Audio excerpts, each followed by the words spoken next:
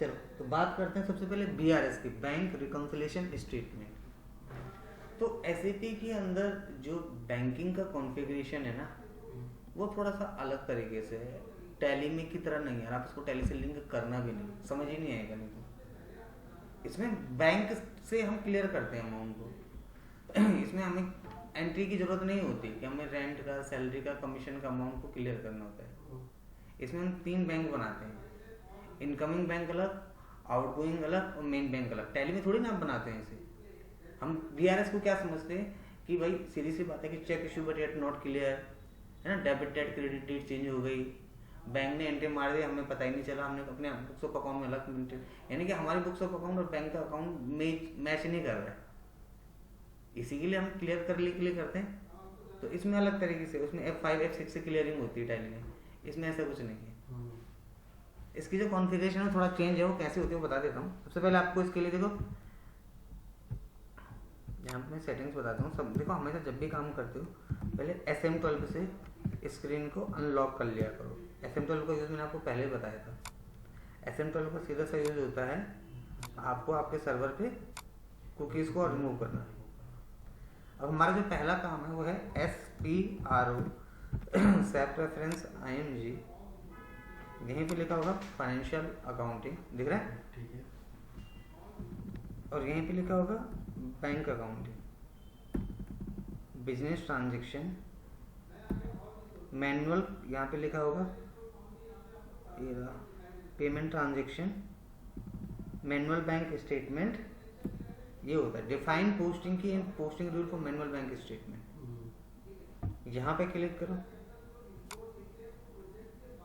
अब यहाँ पे लिखा चार्ट ऑफ अकाउंट, तो हमारी कंपनी का चार्ट ऑफ अकाउंट किस नाम से है?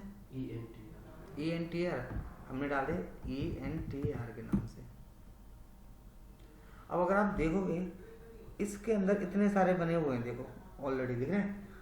एसएपी के अंदर ना आउटगोइंग, इनकमिंग, मेन बैंक ये बनते हैं, टैली में बनते हैं ऐसे, तो SBI PNB यहाँ पे नहीं बनेंगे।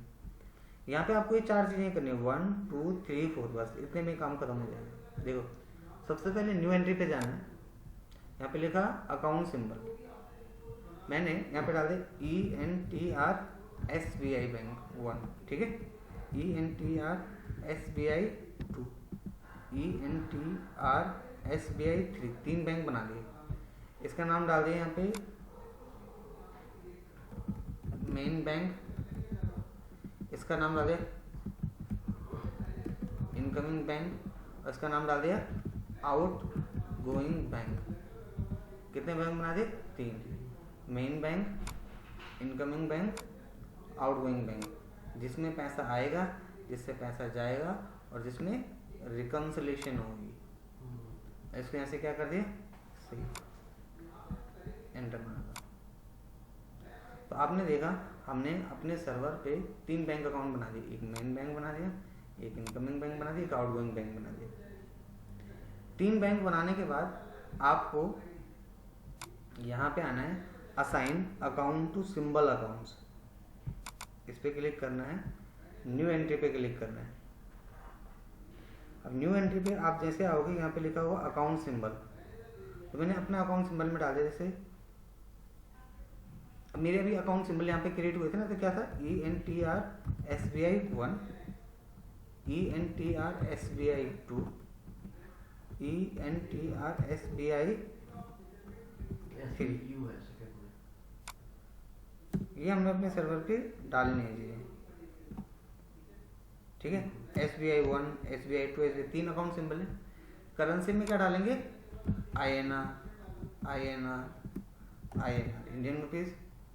अब यहाँ पे दिख रहा होगा आपको GL अकाउंट। GL का मतलब क्या होता है? General ledger accounting. मुझे अपने सर्वर पे GL अकाउंट की कॉन्फ़िगरेशन सेट करनी पड़ेगी। अब मेरे पास GL है भी कि नहीं, पहले कहाँ से चेक करेंगे? यहाँ पे आगे /O SPRO या फिर FS00 से बनते हैं ना GL, हो गया।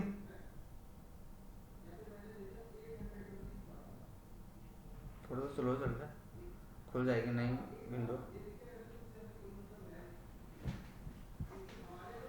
देखो खुल गया GL।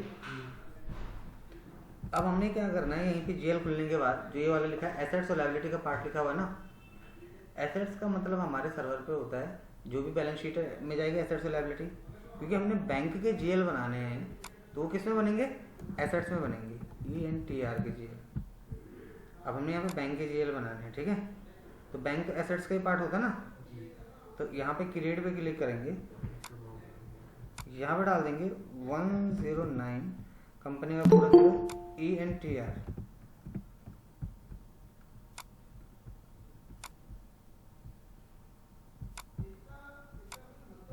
हमने अपने सर्वर पे जीएल क्रिएट करने होंगे, हमारे जितने भी जीएल क्रिएट होंगे वो किसके बिहाफ पे होंगे, एसेट्स के बिहाफ पे। जितने भी हमारी एसेट्स है वो हमारे जीएल के अंदर में आ जाएंगे, ये हमारी एसेट्स है, ये इनका नाम है, ये इनकी कॉन्फ़िगरेशन है।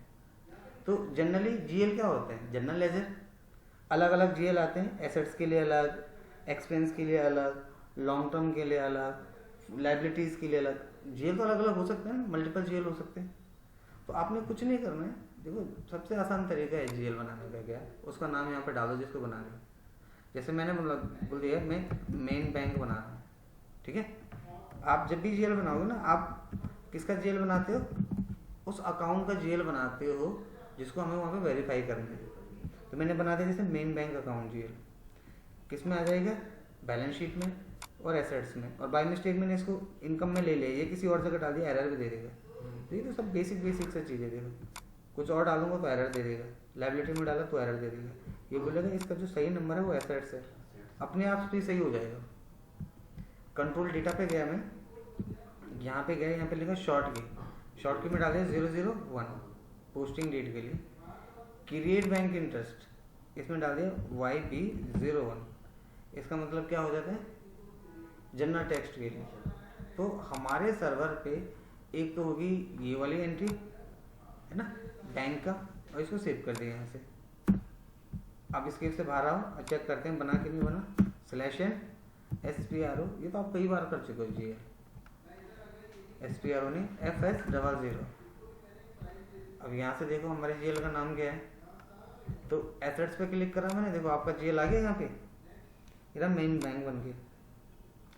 अब मुझे इसमें दूसरा एक और चेक करना है, तो मेन बैंक के साथ मैंने यहाँ पे कॉपी कर दिया और यहाँ पे 109 की जगह डाल दिया 110, एंटर मारते हैं। अभी मेन बैंक की जगह हो जाएगा इनकमिंग बैंक, हो गया इनकमिंग बैंक अकाउंट। बाकी सब कुछ सेम ही रहेगा, देखो इसके नीचे 001 सेम है और क्रिएट बैंक इंटरेस्ट में YB01 सेम है, इसमें कुछ भी चेंज नहीं करना, सेव कर लो, हो गया, एंटर मारो। तो मेन बैंक भी आ गया, इनकमिंग बैंक भी आ गया, इसी पे क्लिक करो, कॉपी करो, आउटगोइंग बैंक बना लो 111, यहाँ पे ले लो आउटगोइंग बैंक। देखो जब भी आप ना रियल लाइफ में भी काम करते हो, आपको उस रियल लाइफ में भी चीज़ें समझनी पड़ती हैं, पता है। नहीं तो एक फिर आप में अकाउंटेंट में और एक जो नॉन कॉमर्स स्टूडेंट है उसमें क्या फ़र्क रह जाएगा ना, अपने ऐसे ही आपको समझना पड़ता है। ऐसे ही नहीं कि आपका एक अकाउंट है उसी में सैलरी आ रही है, उसी से आप पेटीएम कर रहे हो, उसी से दूध ले रहे हो, उसी से चाय पत्ती ले रहे हो, उसी से, ऐसा कभी नहीं करते।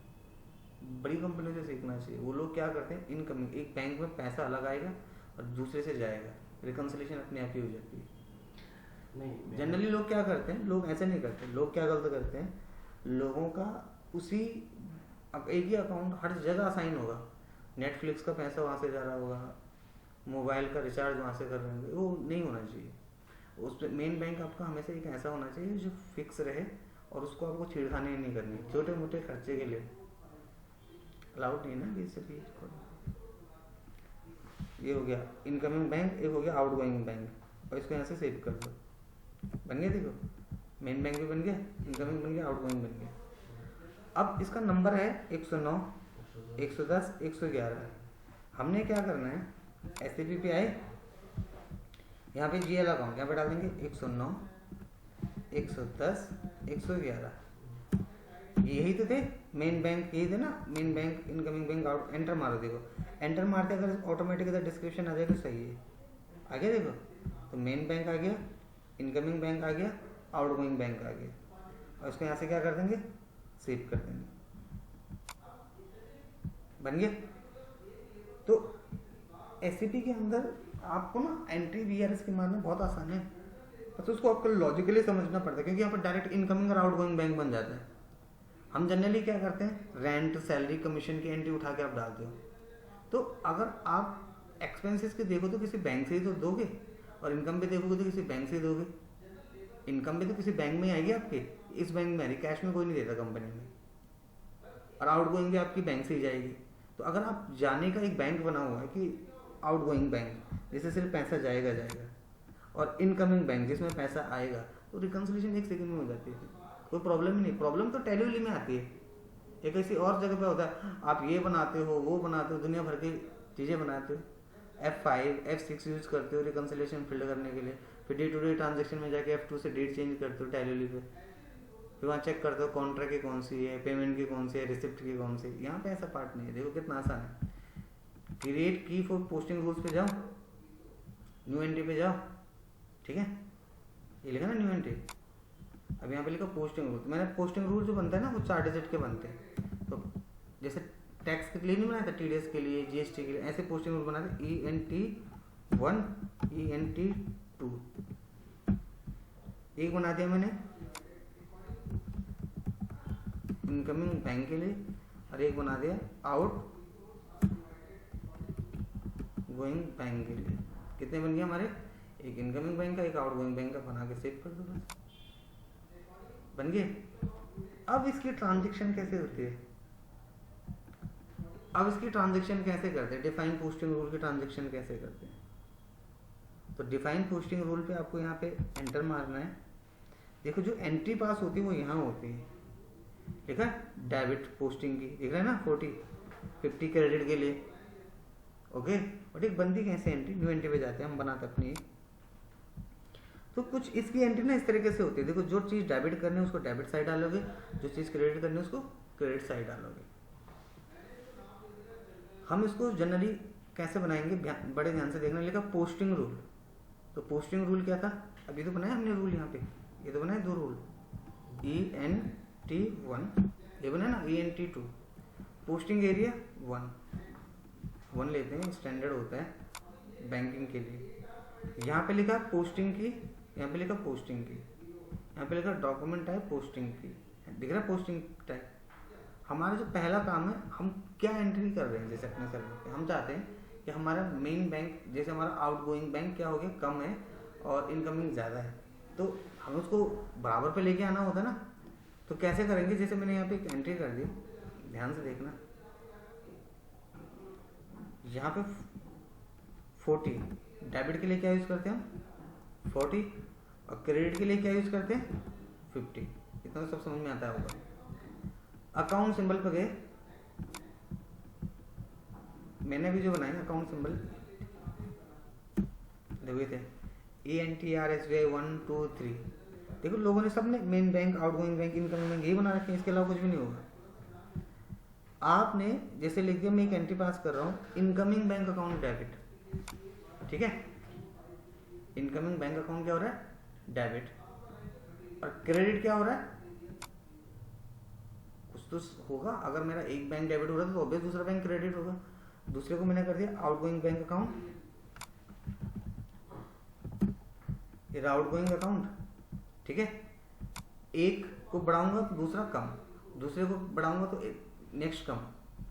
देखो यहाँ पे क्या लिखा है, डॉक्यूमेंट टाइप, डॉक्यूमेंट टाइप हमेशा क्या आएगा, ऐसे, जनरल डॉक्यूमेंट, पोस्टिंग टाइप, 2 होते हैं। ये है इंपॉर्टेंट चीज, बस ये तो आपको समझ में आ ही गया होगा। वो बोल रहा है कि आपको डेबिट बैलेंस को क्लियर करना है, क्रेडिट बैलेंस को क्लियर करना है। तो आपने यहाँ पे क्लिक करना है, डेबिट बैलेंस के लिए लेते हैं हमेशा 4, और क्रेडिट बैलेंस के लिए लेते हैं 5। मैंने बोला मैं डेबिट बैलेंस का अमाउंट क्लियर कर रहा हूँ। अब एंट्री कहाँ पास हुई थी, कहीं तो एंट्री पास हुई होगी ना, कैसे पता चलेगा, तो /O FBL3N, यही तो एंट्री पास हुई थी, हुई थी ना, जेल की एंट्री हमने पास करी होगी। जेल में एंट्री चेक करें कौन कौन सी एंट्री हुई है इसमें, ये एंट्री पास हुई है। अपने आप ही डेबिट की पेनल्टी आ गई, दिख रहा है। तो जो जो क्लियर नहीं हुई होगी एसएपी के अंदर वो ऑटोमेटिक यहाँ से क्लियर हो जाएगा। मतलब हमें इसको 1 बाई 1 करके नहीं डालना पड़ता, हमने यहाँ पे डाल दिया 4, तो जितनी भी क्लियरिंग नहीं हुई होगी वो सारी यहाँ से हो जाएंगी 4 डालते ही। लेकिन इसमें एक चीज़ की कमी है, कमी नहीं है, इसमें एक चीज़ का प्रॉब्लम है। वो प्रॉब्लम ये है कि अगर मैं अपने सर्वर पे 40 डालता हूँ, यहाँ पे लिखा ना 40, अगर मैं अपने सर्वर पे 40 डालता हूँ तो वो 50 नहीं डालने देगा, और अगर 50 डालता हूँ तो 40 नहीं डालने देगा। इन शॉर्ट बोलूँ, देखो इसको एरर पढ़ना है, ऐसे लिखेगा डू नॉट टाइप पोस्टिंग की और द डेबिट साइड। देखो सेव पे क्लिक करा, आगे देखो डू नॉट इंटरप्ट पोस्टिंग की ऑन द डेबिट साइड, यानी कि जिस चीज को आप क्लियर कर रहे हो, क्योंकि मेरे जितने डेबिट बैलेंस उनको मैं क्लियर कर रहा हूँ, वो बोल रहा है वो आपको डालना नहीं है। इसका क्या मतलब है, अब सोचो, ये मेरे को यहाँ पे मना कर रहा है कि आप यहाँ पे 40 मत डालो। देखो मैं एंटर मार दूँ, ये तो एरर आ रहा है, डू नॉट इंटरप्ट पोस्टिंग की ऑन द डेबिट साइड, कि आप डेबिट साइड में क्या ना डालो, पोस्टिंग की ना डालो। लेकिन क्यों बोल रहा है इसे, इसका रीजन सिर्फ इतना सा है कि जिस बैलेंस को हम क्लियर करते हैं, क्योंकि मैं यहाँ पे डेबिट बैलेंस को क्लियर कर रहा हूँ, जिस बैलेंस को हम क्लियर करते हैं उसकी पोस्टिंग की नहीं डालते। जितने भी उसके अंदर क्लियरिंग होगी, जो क्लियर नहीं हुए थे वो सारे क्लियर हो जाएंगे, ऑटोमेटिक होता है। मतलब एसएपी ने अपने आप को बहुत इजी बना रखा है as to compare other software. अब देखो मैं इसको 40 को हटाऊंगा, एंटर मारूंगा, 40 हटाया ना मैंने, एंटर मारूंगा, ऑटोमेटिक एंट्री भी पास हो जाएगी, सेव हो जाएगी और एरर भी हट जाएगा। देखो हो गया, डेटा वाज सेव्ड, एरर भी हट गया, डेटा सेव भी हो गया। तो डेबिट बैलेंस की सारी क्लियरिंग हो गई। ऐसे अगर मुझे क्रेडिट की करनी है तो क्रेडिट कर लूंगा। अब पहले चेक कर लेते हैं, इसके से बाहर आया मैं, चेक कर लूँ। देखो आ गया यहाँ पे ENT1 दिख रहा है, देखो ऑटोमेटिक आ गया, क्योंकि यहाँ पे 40 इसने डालने नहीं दिया। देखो जिसने 40 नहीं डाला ना, उसके आगे उसका 50 आ रहा है, देखो। लेकिन कुछ कुछ ऐसी पोस्टिंग की होती है जिसमें डेबिट और क्रेडिट दोनों आता है। तो जनरली अगर हम डेबिट बैलेंस को क्लियर कर रहे हैं तो हम 40 नहीं डाल सकते, और क्रेडिट बैलेंस को क्लियर कर रहे हैं तो 50 नहीं डाल सकते। अब आप जितने भी है, दो ही चीज़ें होंगी ना, किस किस की क्लियरिंग करोगे आप, डेबिट की करोगे या क्रेडिट करोगे। अब बैंक आप उसमें ले लेते हो कि मेरा इस बैंक का इन्वॉल्वमेंट इससे है, मान के चलो आपकी जो ट्रांजेक्शन हुई है, ट्रांजेक्शन किससे करते हैं, FP50 से, है ना। अब जो डेट डाली, जिस डेट को एंट्री मार रहे हो, डेबिट मार रहे हो, क्रेडिट मार रहे हो, बस इसमें एक ही चीज है कि किसका इन्वॉल्वमेंट नहीं होगा, कैश का इन्वॉल्वमेंट नहीं होगा। ये तो किसी और की कंपनी खुल गई ना, अपनी डाल देते हैं, हमारी कंपनी ENTR।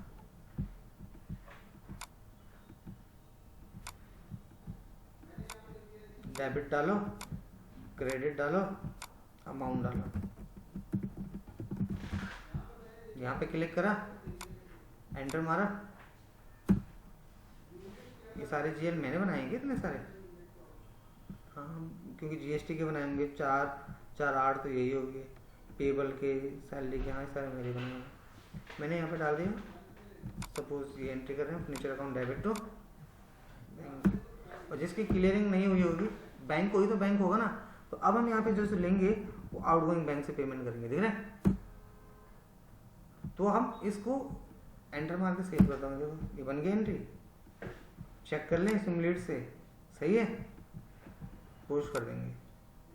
जिसकी क्लियरिंग नहीं होगी, इन शॉर्ट बोलो, उसके लिए आपको कहाँ आना पड़ेगा, इस जगह पे आना पड़ेगा। और सबसे मेन रोल ही यहाँ पे किसका है, इस चीज़ का है कि आप किसको क्रेडिट कर रहे हो, किसको डेबिट कर रहे हो, या 40 के कर रहे हो, या मतलब आप डेबिट बैलेंस को क्लियर कर रहे हो या क्रेडिट बैलेंस को क्लियर कर रहे हो। लेकिन SAP ने ये जो काम करा ना, ये क्यों आसान करा, इसका रीज़न सीधा सा ये है कि SAP के अंदर हर मॉड्यूल का काम है। एक ही सॉफ्टवेयर पे आप MM का भी काम कर रहे हो, उसी के अंदर आप PP का काम कर रहे हो, उसी के अंदर HCM human capital management HR के लिए मॉड्यूल होता है, उसमें ऑन बोर्डिंग, रिक्रूटमेंट, हायरिंग, ये सारी चीज़ें आती हैं, उसका भी काम कर रहे हो। आप किसी और अदर मॉड्यूल का भी काम कर रहे हो, तो बोलने मतलब आपके पास यहाँ पे मल्टीपल मॉड्यूल्स है। रिस्क मैनेजमेंट का डेटा वेरीफाई करवा रहे हो, जो भी काम है सारा का सारा एक ही सर्वर पे। तो अब हर जगह की ट्रांजेक्शन को लाके एंट्री करना वन बाय वन तो आसान नहीं होगा ना, होगा क्या? इसलिए इनकमिंग और आउटगोइंग के थ्रू सारे एंट्रीज बनाते हैं हम लोग। क्योंकि अब जब भी एसएपी में कभी काम करने का मौका मिलेगा आपको, तो आपको वहाँ पे बैंक नहीं दिखेगा। जैसे आप लोग टेलीविजन में बनाते हैं ना, एसबीआई, पीएनबी बैंक, ये बैंक, और एक एक करके करते हो। कैसे करते हो? वन बाई वन करके करते। इसमें नहीं, ऐसे तो 50,000 एंट्री हो जाएगी, कैसे मारोगे? तो वो क्या करते हैं, उन्होंने एक बना रखा आउटगोइंग बैंक, जिससे पैसा सिर्फ जाएगा जाएगा, एक इनकमिंग बैंक जिसमें पैसा सिर्फ आएगा, और मेन बैंक में ऑटोमेटिक रिकंसिलिएशन होती है। तो कभी भी अगर आपको आपके सर्वर पे करना हो तो सिर्फ 4 चीज़ें बनानी है।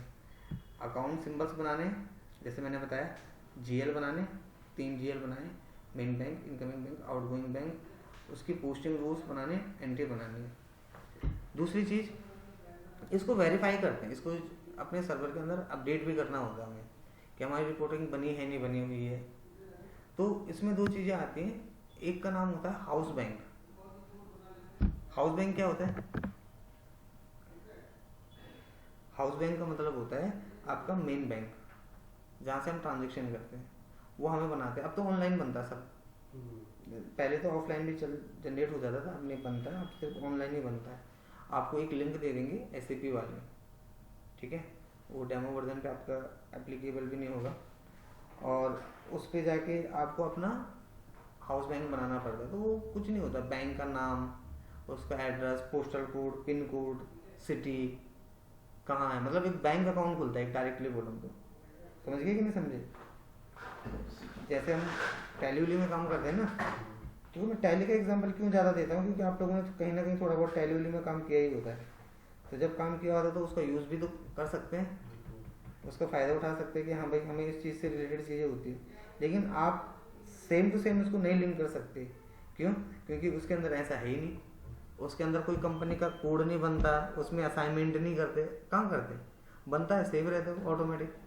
यहाँ पे तो हर चीज़ को आपको उसके साथ लिंक करना पड़ता है। आप ये बनाओ फिर असाइन करो, जैसे आपने कंपनी बनाई फिर कंपनी का कोड बनाओ फिर असाइन करो, चार्ट ऑफ अकाउंट बनाया फिर बनाओ फिर असाइन करो, वेरिएंट बनाया फिर बनाओ फिर असाइन करो, फिजिकल ईयर बनाया फिर असाइन करो, फील्ड स्टेटस बनाया, सप्रेस, रिक्वायर्ड, ऑप्शनल बताया था मैंने, फिर असाइन करो, नंबर रेंज बनाओ फिर असाइन करो, अपने जीएल बनाओ, कि जीएल भी तब बनाओगे जिस कंपनी के लिए बन रहे हो तो उसको असाइन करो, मतलब जहाँ पे कंपनी का कोड आ रहा है वहाँ पे आप क्या डाल रहे हो, एक तरीके से अपनी असाइनमेंट डाल रहे हो।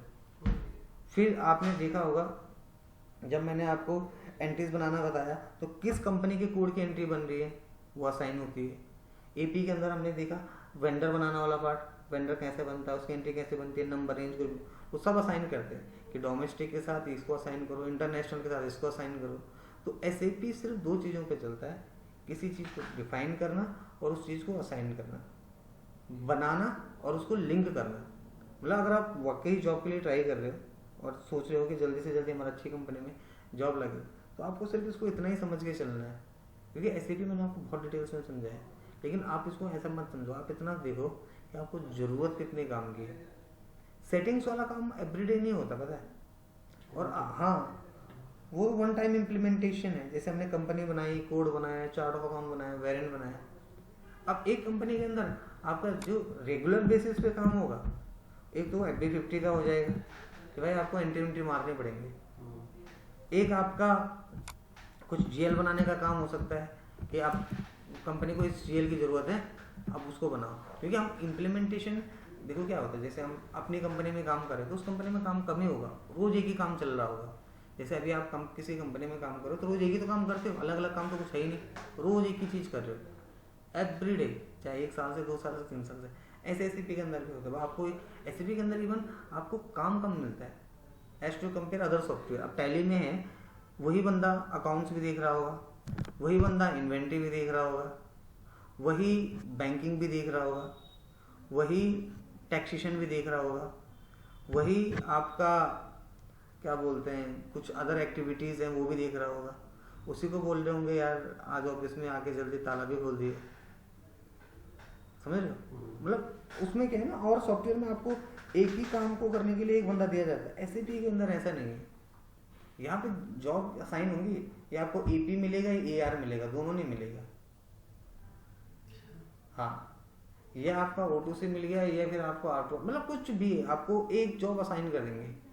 ऐसे नहीं कि GST भी आप ही को दे दिया, TDS भी आप ही को दे दिया, ये भी नहीं, बिल्कुल नहीं होगा ऐसे। और इनिशियली स्टेज पे तो इतना मिलेगा नहीं। इनिशियली स्टेज पे आपको सिर्फ एज अ यूजरली काम करना होगा। बिलिंग कैसे बनेगी, उसका डेटा रिकॉर्ड कैसे होगा, उसकी रिपोर्टिंग कैसे देखनी है, अगर वो बिल गलत बन गया उसको रिवर्स कैसे करना है, उसको सही एंट्री कैसे मारनी है, उसका रिकॉर्ड कहाँ पे हुआ, क्या क्या रिपोर्ट्स बनी हुई है, उसकी पूरी फाइनेंशियल एक्टिविटीज चेक करना है, उसका ईयर कौन सा है, किस ईयर में कौन सी एंट्री पास करी है। मतलब जैसे आपका काम लिमिटेड होगा, छोटा छोटा काम होगा, लेकिन जैसे जैसे आपको 2 4 6 महीने 10 महीने टाइम बढ़ता रहेगा वैसे वैसे आपको जॉब रिस्पॉन्सिबिलिटी बढ़ाते रहेंगे। अब ये भी करो, अब ये भी करो। तो SAP में इसलिए आपकी जो होती है ना जॉब बढ़ती रहती है पोस्ट, क्योंकि पहले एंड यूजर, फिर एंड यूजर का काम, फिर सुपर यूजर वो चेक करवाने का काम, फिर ऑडिटर। तो मतलब आप धीरे धीरे धीरे बढ़ते हो सकता है किस दिन आपको क्वालिटी में टाइम मिल जाए जाने के लिए, कि अब आप क्वालिटी में हो। क्वालिटी का मतलब होता है अब आप चेक करोगे, QC बोलते हैं उसको, QC में हो। अब आपको क्वालिटी में डाल दिया कि अब आप चेक करोगे कि आपके नीचे वाले बंदे सही से एंट्री बना रहे हैं नहीं बना रहे, अब आपको चेक करने का काम। फिर एक दिन आपको ऑडिटर का काम दे दिया, अब आप ऑडिटर हो हमारी कंपनी की। डेजिग्नेशन बढ़ रही है, ऐसे नहीं पूरी जिंदगी एक ही काम करना बंदे ने भाई, पूरी जिंदगी तो आप B50 में और GL में नहीं निकालोगे। तो धीरे धीरे SAP के अंदर पोस्ट भी बनती है। आपको इसको पढ़ना इस तरीके से कि आपको ये यूज में आए और समझ में आए। ऐसा ना हो कि हमारी तरफ से तो सारा हो गया लेकिन आपको क्लियरिटी नहीं हुई कि सीखा तो क्या सीखा, हुआ तो क्या हुआ, समझे कि नहीं। फिलहाल इसके लिए भी मेरे पे थोड़ा सब्स्टिट्यूशन ये है कि जो मेन टॉपिक्स हैं, जो लगता है कि हाँ ठीक है इन पे इनकी ज़्यादा पकड़ नहीं थी बच्चों की, उन्होंने उनको बहुत अच्छे से ना देखा है ना समझा है, तो वो मैं एक आधी बार समझा दूँगा, मुझे टाइम नहीं लगेगा, थोड़ा सा स्पीड से मैं फिर से बता दूंगा। लेकिन उसके लिए मैं सबसे पहले क्या करूँगा, जितने भी लोग हैं उन सब लोगों का प्रॉपर एक टेस्ट टाइप कर लूँगा कि अभी तक क्या सीखी तुम, कहाँ तक तुम्हें समझ में आया। भाई अगर हमने अपना 100% बताया तो कुछ तो सीखे होंगे, 20%, 25%, 30%, 40% कुछ तो समझ में आया होगा। फिर उसके बाद बात की जाएगी कि किस किस को क्या कहाँ कहाँ पे ज़्यादा डिफिकल्टी आएगी। तो जो मेन टॉपिक्स हैं, मेन टॉपिक्स में ज़्यादा टाइम लगता नहीं है, एक बार एक और मेन टॉपिक में फटाफट से बता दूंगा। जैसे अब यही है, ये हमारी ENTR के नाम की कंपनी, इसके अंदर ऑलमोस्ट हमने सारा कुछ बना दिया है, तो इसके अंदर GL बनाने की जरूरत होगी नहीं। तो जो मेन है वो फटाफट से मैं आपको दिखा दूंगा कि ऐसा बनता है, ऐसा बनता है, ऐसा बनता है, समझे कि नहीं। बट देखो उसके लिए पहले करना पड़ेगा, मैं तो मेरे 10 बार बताने से भी नहीं आएगा, तुम्हारे करने से तुम्हें आएगा। अगर तुम बोलो ना कि फिर से बता दो तो इट विल टेक 2 आवर्स, मुझे 2 घंटे में मैं पूरा SAP कंपनी बनाने से लेके और कंट्रोलिंग तक का पार्ट 2 घंटे में पूरा कर दूंगा। वो भी मैं ज़्यादा टाइम बता रहा हूँ आपके हिसाब से, 2 घंटे अपनी स्पीड से करूँगा तो और फटाफट हो जाएगा। लेकिन फिर भी जिसने आपको समझ में भी आ जाए, क्लियर भी हो जाए, लेकिन उसको उतना फ़ायदा नहीं होता, जितने की ज़रूरत है उतना हम सीखेंगे, सही है।